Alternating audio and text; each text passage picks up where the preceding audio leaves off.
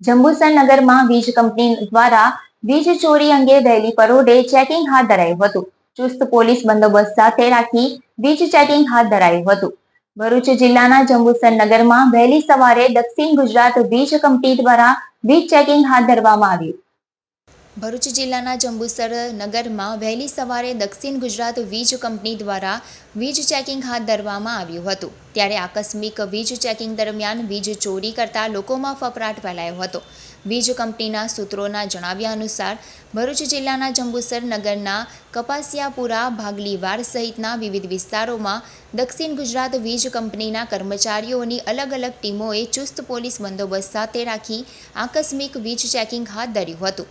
આ વીજ ચેકિંગ દરમિયાન GUVNL તેમજ કોર્પોરેટ કાર્યાલય સુરત, વડોદરાની ટીમો સહિત પોલીસનો કાફલો જોડાયો હતો.